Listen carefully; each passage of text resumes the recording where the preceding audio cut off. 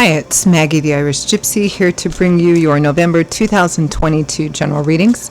We are looking at the first half of November from the 1st through the 15th, and this reading is for our lovely lions, the fire sign of Leo. Welcome everyone. Thanks for taking the time to be here and watch this video, and for all the love and support.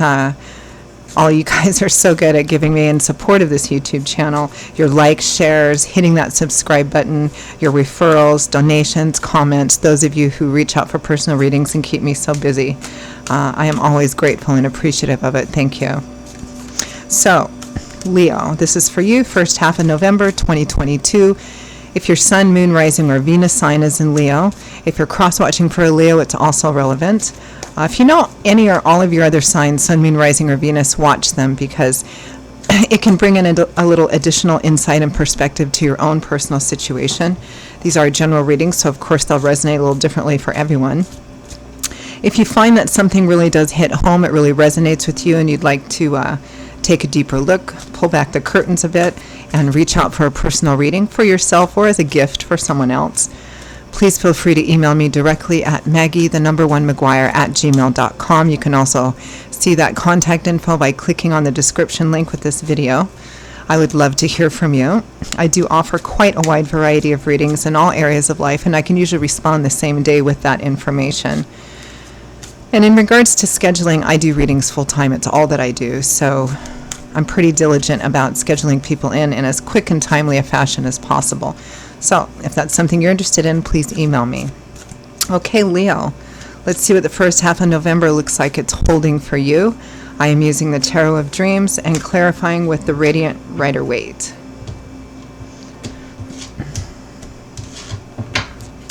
Okay, Leo, we begin with some victory. Six of Wands.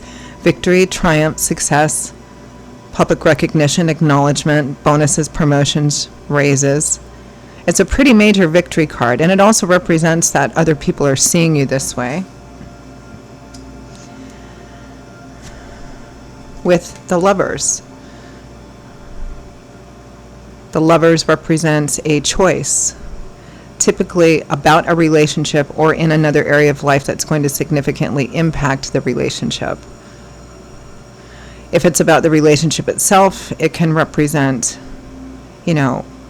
where the relationship is, where the relationship is going, or where you want it to go, or to end it. It can represent that you and a partner are making a decision together about something. And again, it can be in another area of life that's going to impact the relationship. The Lovers does imply that it is a romantic relationship, but it does represent a kind of karmic, or at least passionate connection or partnership, which may be romantic, may be something else. I feel it's likely romantic for many of you. Next, we have the Ten of Swords, surrendering to a painful ending, but it is at an end because the Ten of Swords represents, the tens in the tarot numerically represent a cycle coming full circle or coming to an end. So the Ten of Swords is kind of surrendering to an ending that might be painful. You might have felt betrayed, exploited, thrown under the bus. It's just a difficult ending, but it represents that it's done, and so now it's time to move on. And that Ten of Swords comes with faith, in other decks known as the Hierophant. Here it has more of a literal representation of faith, meaning to trust in that which we cannot yet see. It's kind of like I've left something behind even though it was difficult, and I'm trusting that it was the right decision. Next we have the Seven of Swords, my sneaky thief card. But I say it with some affection because it can be positive or challenging. It can represent, theft, deception, concealment in a negative way because it represents hidden motives. But we all operate off the grid, so it just represents that somebody has something they want to do, acquire, maintain, accomplish. And so for the time being, they're keeping all of that to themselves, trying to do as much behind the curtain as possible. So something being hidden here. With you, the Queen of Wands, Leo, Aries, Sagittarius. For some of you, it might be another fire sign. We'll definitely clarify that. And from the bottom of the deck, the overall energy and focus is options. the Seven of Cups. This is a rather dreamy card because it's a Seven of Cups, which is governed by the element of water, which governs our emotional landscape, feelings. But the Seven of Cups is looking at a lot of different options in a really bright, positive way, like looking at the best possible potential and possibilities about the future. Kind of daydreaming, building castles in the sky. So let's clarify that.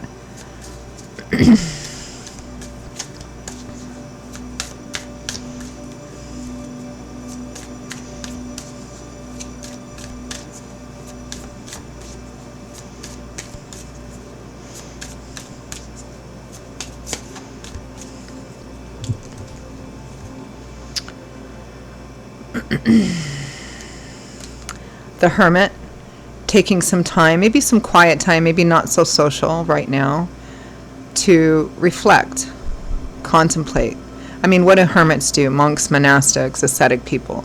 They withdraw from the normal minutia and noise of day-to-day life in order to seek out wisdom, guidance, figure something out.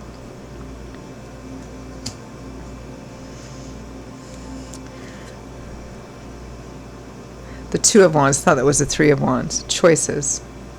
It may be that some of you have a variety of different choices and options, and you're just kind of thinking about it. It's more of a sense of not really action-oriented. It's more of a sense of, okay, what's possible for me moving forward? After it looks like, gained victory over something, even though it may have been difficult. Maybe some of you had to make a decision to leave a relationship that, even though there was a lot of connection, maybe a lot of passion, some karmic energy, you've learned a lot and you realize that it's now time to move on, even though that's difficult.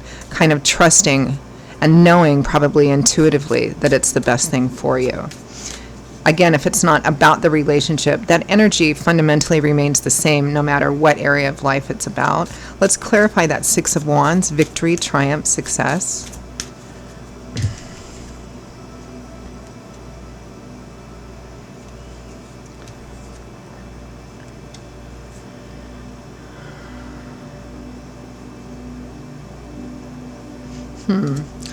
Five of Swords and the Devil. Five of Swords is also a card of victory. A difficult victory, which we already know from the Ten of Swords. This is winning at all costs. And the cost might be that you have to, and the cost typically is that you have to leave something behind. You may have to leave people, places, situations behind, because the devil, they're toxic, negative, unhealthy. Although there's something in it that always pulls at us, right? Because the devil is a card that represents addictions or obsessions, meaning that there's so much energy put into one thing that it's become unhealthy to yourself, maybe to people around you, but it's tempting too, right? Because we try and tell ourselves that the whole energy of the devil is, you need this, so it keeps kind of pulling us back in. It's a difficult cycle to break, so kudos for you. Either you're breaking perhaps a long-term or very tumultuous relationship that's been really, really difficult and kind of obsessive and addictive, or you're breaking that same cycle in another area of life, and that represents a victory for you and someone else. I mean, it could be like a negative, toxic work environment that's really affected your relationship. Clarify the Lovers.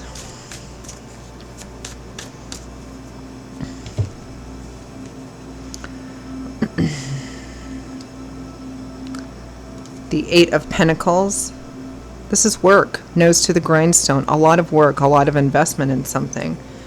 The Five of Pentacles, feeling bereft, feeling like, the Five of Pentacles is a card of insufficiency and lack, not having enough, feeling like you're in beggar mode. On an emotional level, it can represent feeling on the outside, shut out, abandoned, rejected, not good enough.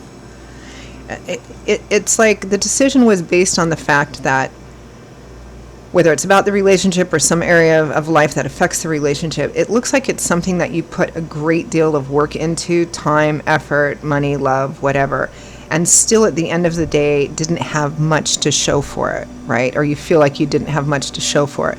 But there was something in it that kept pulling you back in, going, well, if I just wait, well, if I just put in more work, well, that's the nature of the devil card energy, right? The devil energy enslaves and entraps through something tempting that tells us we need it, when in fact we don't. It's unhealthy for us. And it leaves you kind of feeling in beggar mode.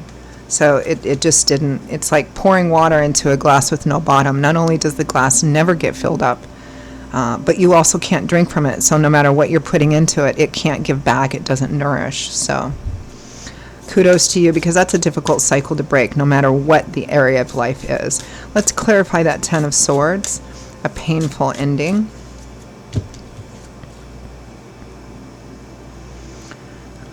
The Three of Pentacles, this is a card of teamwork, collaboration, everybody working together for the same common cause or goal, even if they don't always necessarily agree on how it should be accomplished.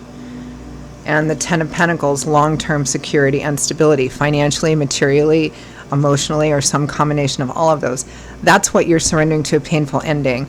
So the whole energy here, Leo, is, you know, this person, place, situation, job was really unhealthy for me, but there was something that I got out of it enough that it kept pulling me back in. I kept putting all this work in, thinking that it was going to be that I was working towards my future, a stable and secure future where I wouldn't have to worry about tomorrow, next week, next month, and next year.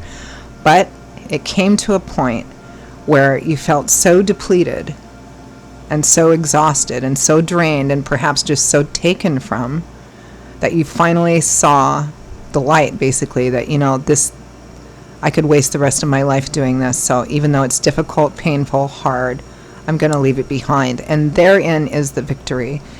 And trusting that you've made the right decision. Anytime you break that devil card energy, no matter how difficult it is, no matter how much it wants to pull us back, you've always made the right decision. Let's clarify this Seven of Swords, this card of, you know, it's attached to you, Leo. So let's see what's going on behind the curtain for you.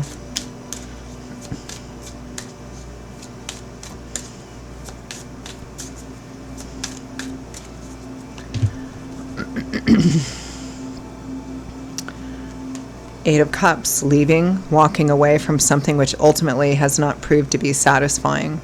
You may have thought it was in the beginning, but it hasn't worked out that way. So you're leaving it behind. This is like making secret plans to leave. It's like not the leaving process suddenly for many of you, but it's like, okay, I've come to this realization that I see what this situation is. I see the toxicity. I see that it's unhealthy, and I'm going to exit it.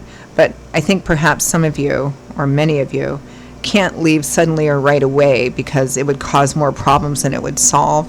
So it may be that, let's look at some more cards here. Ace of Swords, the Hanging Man, and the World, exactly. So you realize that you need to leave. I mean, the Ace of Swords is like the light bulb going off over your head, the epiphany. You need to break this cycle. But I think some of you can't do it right away. You need to be practical and careful and realistic about how you do this, which requires some planning for it.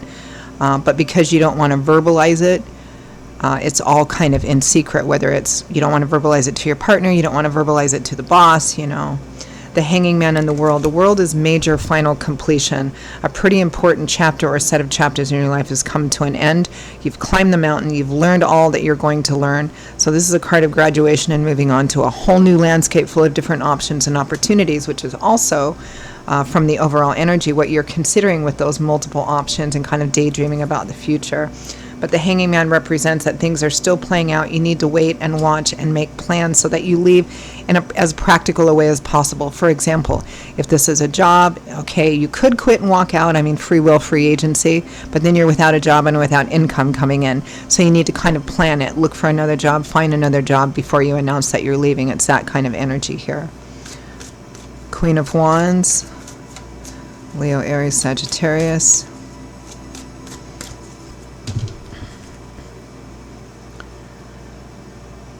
Strength, facing your fears, your doubts, your insecurities, also owning your part in the situation too, your own choices. It's your card, Leo.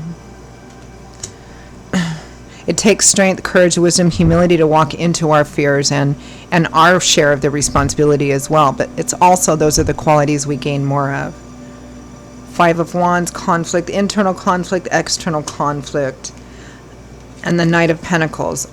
are slow, practical, planning, detail-oriented knight, but he always crosses the finish line. So this is all what's clarifying this sort of secretive energy. Yeah. You know that to come out with it now or to do the leaving aspect of it now would cause a lot of maybe chaos, fighting over the same thing over and over and over again. So you're not going to do that. You're going to make the plans that you need to make, take the time that you need to take, so that when you're ready to exit, you have everything in place and you don't exit in a way that you may have to come back, right? So, yeah. I think we've all been through a process like this in some area of life at least once. But here, you're trusting and I think knowing intuitively that the decision that you're making or that you have made, even though it's not an easy one, it may be, I mean, this is a general reading, so the intensity may vary, but it's difficult. But you know you're making the right decision. Any final messages, guidance, advice for Leo? King of Wands. I mean, this is fire energy. This is like being your Leo self. Brave, courageous, strong, wise. Page of Pentacles, Ace of Pentacles. Pages represent messages and messengers, but they also represent, students, apprentices. They can't manifest yet until they mature and evolve into the Knight energy, where they take everything that they learned as a page and begin to actually manifest into reality. So here this is learning in a practical way at the start of a new path, how to start something. The Ace of Pentacles, new jobs, moving, relocating, new projects, a combination of all of those. And the Fool, starting off a brand new journey. We have the World and the Fool both. So the Fool is the 0. This is where the tarot journey starts. So this is kind of that in-between transitional phase where you know that walking away from something, someone, a situation, a job, something is the best thing for you, because even though it's a kind of addictive, it's just unhealthy. And you know this now. You see this now. You've put in enough effort to see this. So, but it's not wise for you to leave suddenly. So you're making plans so that you can do it in a practical way and you won't have to return to it. Yeah. It's a pretty powerful reading. All right, Leo, I'm going to leave it there. Those are your messages for the first half of November. I hope that you found them helpful and hopeful and useful or validated what you're already thinking and going through right now. Again, if this resonates with you enough that you'd like to take a deeper look, reach out for a personal reading for yourself or as a gift for someone else, please feel free to email me directly at Maggie1McGuire@gmail.com. I would be delighted to hear from you and to work with you. You can also see that contact info by clicking on the description link. I will see you all in a couple of weeks for the November mid-month readings. Stay safe and well until then, and I hope to see you back here on this channel quite soon. Bye-bye.